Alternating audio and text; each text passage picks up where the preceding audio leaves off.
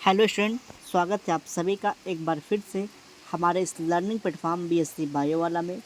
Student, आज इस lecture में एक इम्पॉर्टेंट और महत्वपूर्ण सेशन के साथ हम आए हैं आपके साथ, जिसमें आपको बताएंगे इकोनॉमिक इम्पॉर्टेंट ऑफ फंजाई, जो कि हर कंपटीशन एग्ज़ाम में देखने को मिलता है।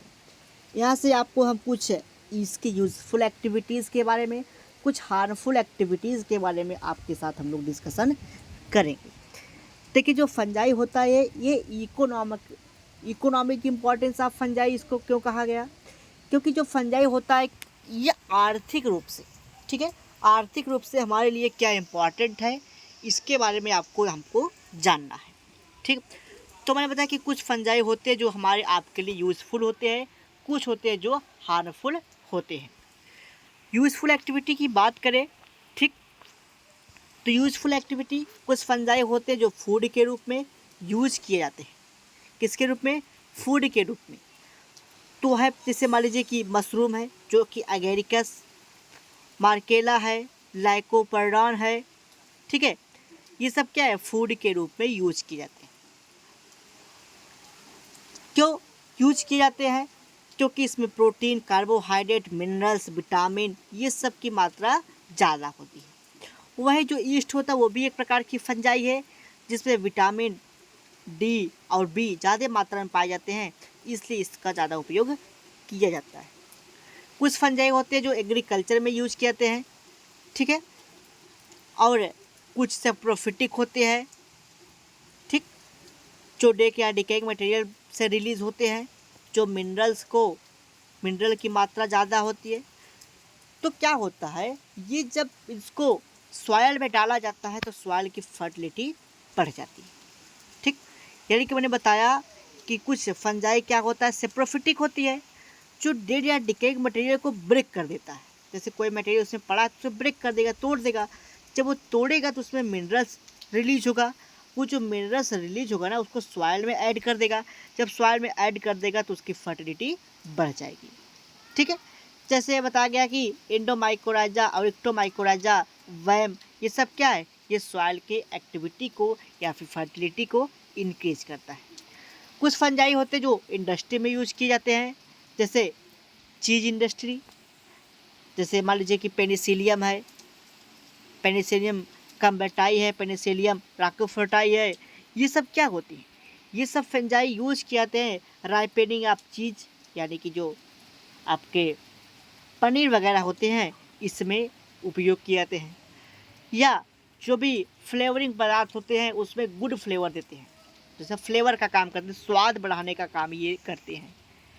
इन बेकरी इंडस्ट्री, जहाँ पे केक वगैरह बनाए जाते हैं तो इसका उपयोग करते हैं, किसका, सैक्रोमाइसिस सेरिविसेई का। तो ये यूज़फुल होता है किसके, मेकिंग अ ब्रेड। कुछ होते हैं जो एल्कोहल में यूज किए जाते हैं, जिससे ईस्ट का उपयोग करते हैं फर्मेंटेशन के द्वारा, जिससे कार्बोहाइड्रेट बनता है, जो कि एल्कोहल इंडस्ट्री में यूज किया जाता है। कुछ फंजाई होते हैं जो मेडिसिन के रूप में यूज किए जाते हैं, जैसे इर्गॉट। इर्गॉट क्या है, एक फंजाई से ऑब्टेन किया जाता है, जिसको हम लोग कहते हैं क्लेविस से परप्यूरिया, जो कि अल्कलॉइड नेचर का होता है, जो यूटेराइन, जो यूट्रस होता है ना, उसके कॉन्ट्रेक्शन में उपयोग होता है।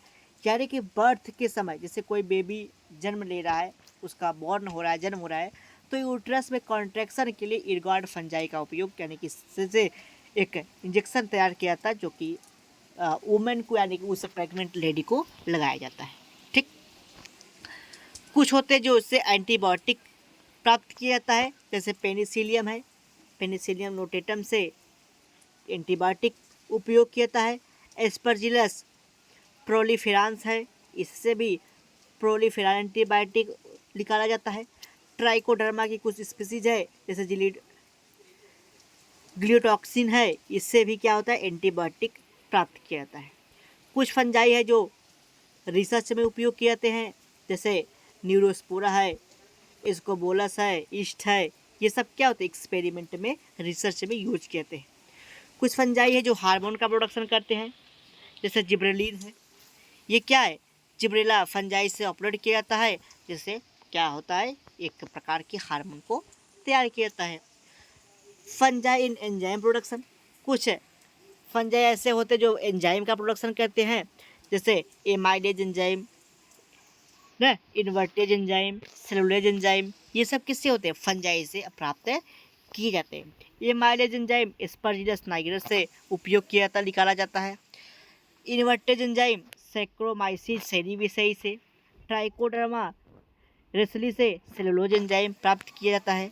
तो ये सब क्या होते हैं? इसके एंजाइम यहाँ से प्राप्त किए जाते हैं। कुछ फंजाई होती है जो ऑर्गेनिक एसिड का प्रोडक्शन करते हैं, जैसे ऑर्गेनिक एसिड में हो गया सिट्रिक एसिड, कैलिक एसिड, ग्लाइकोनिक एसिड और फ्यूमरिक एसिड। ये सब अलग अलग फंजाई से प्राप्त किए जाते हैं। जैसे सिट्रिक एसिड एस्परजिला स्पीसीज से, कैलिक एसिड एस्परजिलस कैलोमाइसिस से और पेनिसिलियम ग्लाउकान से, ग्लूकोनिक एसिड एस्परजिलस नाइगर से और फ्यूमरिक एसिड राइजोपस स्टोलिनिफेर से प्राप्त किया जाता है। अच्छा, बात करते हैं कि क्वेश्चन कैसे पूछे जाते हैं। तो आपसे यहाँ से क्वेश्चन ये पूछ लेगा कि कुछ दो ऐसे फंजाई के नाम बताइए जिससे एंटीबायोटिक निकाला जाता है, कुछ ऐसे फंजाई का नाम बताइए जिससे एंजाइम निकाला जाता है। तो इस प्रकार से आपसे क्वेश्चन पूछते हैं। बात करते हैं हार्मफुल एक्टिविटी ऑफ फंजाई। कौन कौन से ऐसे फंजाई है जो प्लांट में डिजीज काज करते हैं। जैसे एक प्लांट में रोग होता है, पोटैटो के प्लांट में, आलू की खेती में अर्ली ब्लाइट ऑफ पोटैटो, तो अल्टरनेरिया सोलेनी के द्वारा होता है। एक होता है लेट ब्लाइट ऑफ पोटैटो जो फाइटोप्थोरा इन्फर्टेंस के द्वारा होता है। White rust of crucifer Albugo candida के द्वारा होता है। Loose smut of wheat Ustilago टेटिकाई के द्वारा होता है।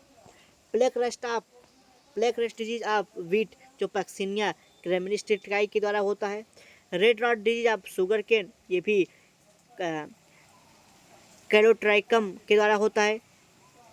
दूसरा होता है वाइल्ड ऑफ अरहर, ये भी फ्यूसेरियम स्पीसीज के द्वारा होता है।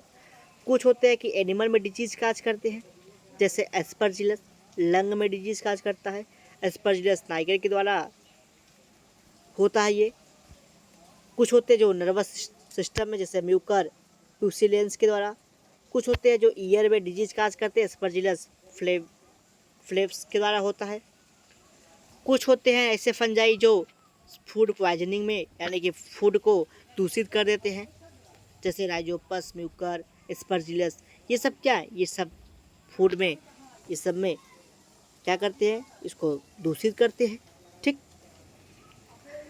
कुल होते हैं जो हाइड्रोसिनोजेनिक होते हैं, जैसे आपका एमनियाटा हो गया, एमनियाटा फेलोइड होगा, एमनियाटा वर्ना हो गया, सेंटेंस हो गया। ये सब क्या है? ये सब हेलोसिनोजेनिक है। ठीक।